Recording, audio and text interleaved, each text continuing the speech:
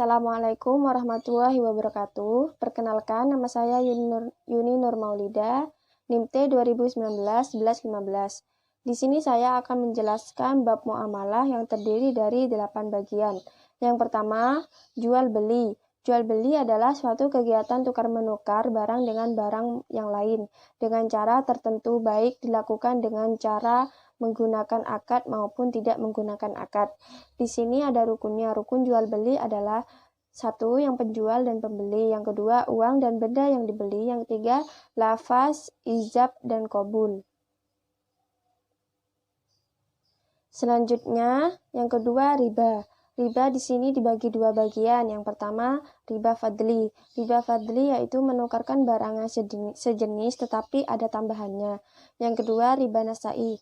Riba nasai yaitu pertukaran barang yang ditangguhkan pengembaliannya dengan memberikan tambahan dari modal.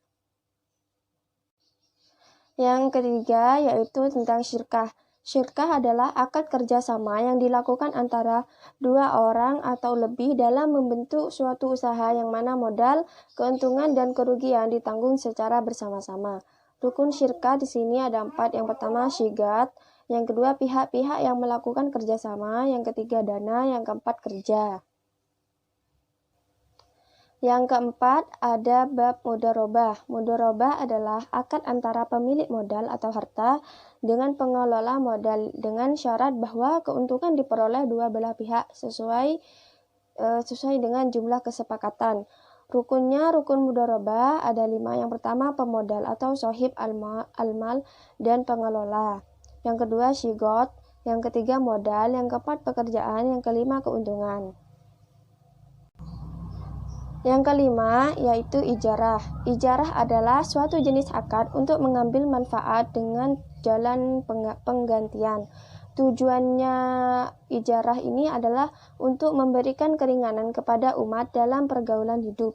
Rukun ijarah, yang pertama penyewa dan orang yang menyewa. Yang kedua, sewaan yang disyaratkan dapat diketahui dengan jelas jenisnya, ukurannya, dan sifatnya. Yang ketiga, manfaat yang disyaratkan dapat dimanfaatkan oleh orang lain seperti berharga, berjangka waktu, dan dapat diserah terimakan. Ijarah dapat batal karena pertama, barang itu mengalami cacat. Yang kedua, rusaknya barang yang disewakan. Yang ketiga, berakhirnya waktu.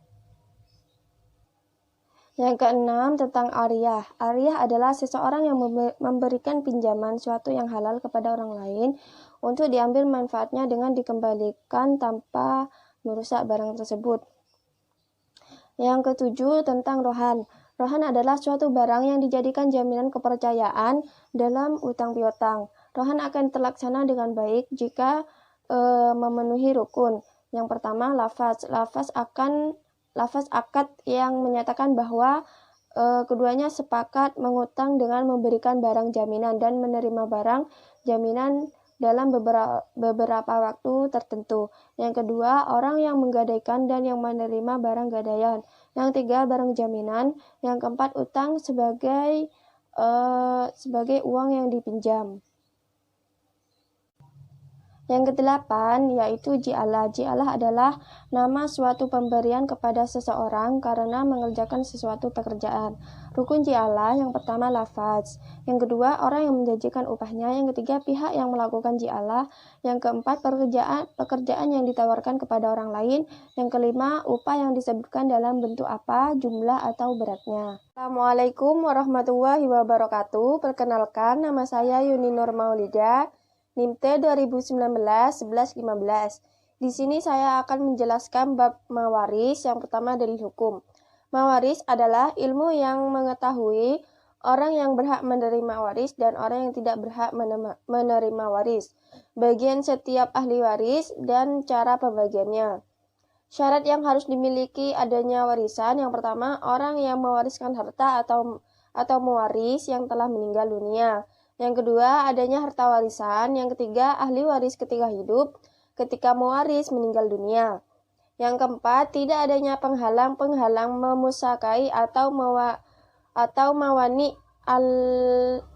al-irs. Sebab-sebab terjadinya warisan dan penghalangnya. Yang pertama, sebab terjadinya warisan. Yang pertama adanya hubungan kekeluargaan, yang kedua adanya hubungan perkawinan, yang ketiga adanya kegiatan seseorang memerdekakan orang lain dari perbudakan. Yang keempat adanya hubungan agama. Sebab penghalang menerima warisan, yang pertama perbudakan, yang kedua pembunuhan, yang ketiga kekafiran, yang keempat anak dari hasil zina dan pernikahan yang tidak sah. Ahli waris dari pihak perempuan, yang pertama anak perempuan, yang kedua anak perempuan dari anak laki-laki dan seterusnya ke bawah. Yang ketiga ibu, yang keempat ibu dari bapak, yang kelima istri, yang keenam ibu dari ibu terus ke atas pihak ibu, yang ketujuh saudara perempuan yang seibu sebapak, yang kedelapan saudara perempuan yang sebapak, yang kesembilan saudara perempuan yang seibu, yang ke-10 perempuan yang memerdekakan si mayat. Jika 10 orang tersebut ada semuanya, maka yang berhak dapat warisan hanya 5 orang, yaitu yang pertama istri, yang kedua anak perempuan, yang ketiga anak perempuan dari anak laki-laki, yang keempat ibu, yang kelima saudara perempuan yang seibu dan sebapak. Selanjutnya, ahli waris dari pihak laki-laki. Yang pertama, anak laki-laki. Yang kedua, anak laki-laki dari anak laki-laki atau cucu. Yang ketiga, bapak. Yang keempat, kakek dari pihak bapak. Yang kelima, saudara laki-laki seibu dan sebapak. Yang keenam, saudara laki-laki sebapak saja. Yang ketujuh, saudara laki-laki seibu saja. Yang kedelapan, anak laki-laki dari saudara laki-laki yang seibu sebapak. Yang kesembilan, anak laki-laki dari saudara laki-laki yang sebapak saja. Yang ke-10, saudara laki-laki bapak atau paman. Yang ke-11, saudara laki-laki bapak yang sebapak saja. Yang ke-12, paman yang seibu sebapak. Yang ke-13, paman yang sebapak saja. Yang ke-14, suami. Yang ke-15, laki-laki yang memerdekakan atau si mayat. Selanjutnya, bab ashab al-furud. Ashab al-furud adalah orang yang berhak mendapat bagian tertentu dari harta warisan yang ditinggalkan mewaris dengan pembagian tertentu. Asobah dibagi dua bagian. Yang pertama asobah an-nasabiyah. Asobah an-nasabiyah ini dibagi lagi menjadi 3 bagian. Yang pertama asobah bi an-nafas, yang kedua asobah bi al-ghair, yang ketiga asobah ma'a al-ghair, yang kedua ada asobah as-sababiyah. Selanjutnya hijab. Hijab adalah ahli waris yang dapat menutup atau menghalangi ahli waris yang lain untuk memperoleh bagian-bagian tertentu harta warisan. Assalamualaikum warahmatullahi wabarakatuh. Perkenalkan, nama saya Yuni Nur Maulida, NIM T 2019-1115. Di sini saya akan menjelaskan bab munakohat. Yang pertama, nikah. Nikah menurut etimologi berasal dari bahasa Arab yang bermakna bersetubuh, berkumpul, dan akad. Nikah adalah istilah syara' yang dianggap sesuatu yang sakral dalam hubungan suami istri, ditinjau dari banyak sisi. Rukun-rukun nikah, yang pertama adanya calon pengantin pria dan wanita. Yang kedua, wali semata-mata hanya dari pihak calon pengantin wanita. Yang ketiga, 2 orang saksi. Yang keempat, lafaz akad nikah. Nikah yang dilarang dalam Islam, yang pertama nikah mut'ah, yang kedua nikah syigor, yang ketiga nikah tahlil, yang keempat kawin gadai, yang kelima poliandri, artinya banyak suami. Yang keenam, kawin waris. Selanjutnya, bab perwalian. Urutan wali, yang pertama, kelompok kerabat laki-laki garis lurus ke atas, yakni ayah, kakek dari pihak ayah, dan seterusnya. Kelompok kerabat saudara laki-laki kandung atau saudara laki-laki seayah dan keturunan laki-laki mereka. Selanjutnya, kelompok kerabat paman, kelompok saudara laki-laki kandung kakek. Jenis wali ini ada 2, yang pertama wali nasab, yang kedua wali hakim. Ditinjau dari karakteristiknya, wali nikah terbagi menjadi 5 bagian, yaitu yang pertama wali akrob, yang kedua wali mujibir, yang ketiga wali a'dol, yang keempat wali goib, yang kelima wali yang menikahi maulanya. Selanjutnya bab al-muharramat. Al-muharramat merupakan suatu istilah yang ditujukan untuk menyebutkan wanita-wanita yang haram dinikahi oleh seorang laki-laki sepanjang hidupnya. Yang pertama, wanita yang haram dinikahi untuk selamanya. Yang pertama, berhubungan dengan nasab. Yang kedua, berhubungan dengan perkawinan. Yang ketiga, berhubungan dengan sesusuan. Selanjutnya, wanita yang haram dinikahi untuk sementara waktu.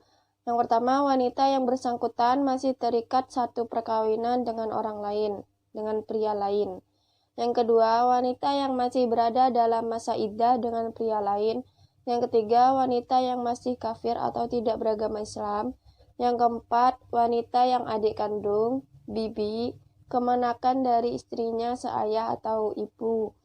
Yang kelima, wanita yang telah ditalak 3 kali. Yang keenam, wanita yang sedang dalam ihram. Yang ketujuh, wanita yang telah dili'an suaminya. Yang kedelapan, wanita berzina sebelum taubat. Mungkin itu saja yang bisa saya jelaskan. Kurang lebihnya mohon maaf. Wassalamualaikum warahmatullahi wabarakatuh.